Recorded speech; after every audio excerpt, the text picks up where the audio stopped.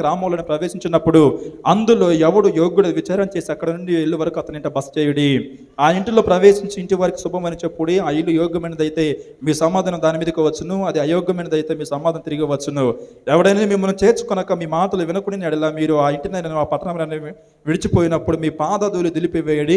విమర్శ దినమందు ఆ పట్టణపు గతి కంటే సొదొమ గొమొర్ర ప్రదేశముల గత ఓర్వతగిన ఉండినని నిశ్చయముగా మీతో చెప్పుచున్నాను. ఇక్కడ యేసు ప్రభు చెప్పేటువంటి మాట వారిని పంపిస్తూ 9వ వచనం ఏమంటున్నాడంటే, మీ సంచులలో బంగారమునైనను వెండినైనను రాగినైనను ప్రయాణము కొరకు జాలినైనను 2 అంగీలనైనను చెప్పులనైనను చేతికరనై సిద్ధపరచుకొనవద్దు. మీరు సువార్తకు వెళ్ళాలనుకుంటూ ఉన్నప్పుడు మీరు జాలి తీసుకోవద్దు, సంచి తీసుకోవద్దు, అందులో బంగారం పెట్టుకోవద్దు, వెండి పెట్టుకోవద్దు, 2 అంగీలు పెట్టుకోవద్దు. పనివాడు జీతమునకు పాత్రుడు అనగా యేసు ప్రభు చెప్పేటువంటి మాట ఏంటి అని అంటే, ఇదిగో నేను యేసు ప్రభు సువార్త నిమిత్తం పోతూ ఉన్నాను, నాకడ ఎవడన్నా పెడతాడో పెట్టడు అని, తాగడానికి నీళ్లు కూడా ఇస్తాడో ఇవ్వడు అని అన్నటువంటి ఆలోచన అపనమ్మకాన్ని నువ్వు పెట్టుకొని సువార్తకు నువ్వు వెళ్ళవద్దు. నీ దేవుడు ఆయన పని మీద నువ్వు వెళ్తూ ఉన్నప్పుడు ఆ పోషించేటువంటి బాధ్యత ఆయనదే. దేవునికి స్తోత్రం కలుగును గాక. హల్లెలూయా.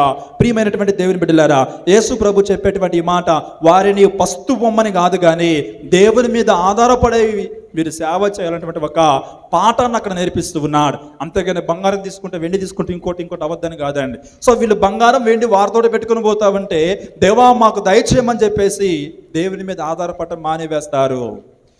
సో దేవుని యొక్క ఉద్దేశం ఏంటంటే, మనుషుడు కేవలము ఆహారం వలన మాత్రమే కాదు కానీ, రొట్టె వలన మాత్రమే కాదు కానీ దేవుని నోట నుండి వచ్చి ప్రతి మాట వలన జీవించును. ఆ వాక్యము వారిని నమ్మి దేవుని యొక్క మాట ప్రకారంగా మేము వెళ్ళాలి అని చెప్పేసి ఓ కఠినమైనటువంటి ఆజ్ఞ ఇక్కడ జారీ చేస్తూ ఉన్నాడు. సో ప్రతి దైవజనుడికి కూడా ఉండవలసినటువంటి విధానం ఏంటి అని అంటే, లేదా ప్రతి బిడ్డకు ఉండవలసినటువంటి విధానం ఏంటి అని అంటే, ఏమి తిందమో ఏమి తాగుదాం అనేది కాదు కానీ ఆ దేవుడని ఎవడు ఉన్నాడు, నాకు తప్పకుండా ఆయన సహాయం చేస్తాడని మనం ప్రతి విషయం కూడా దేవుని మీద మనము ఆధారపడి జీవించాలని ప్రభు యొక్క నేర్పిస్తూ ఉన్నాడు.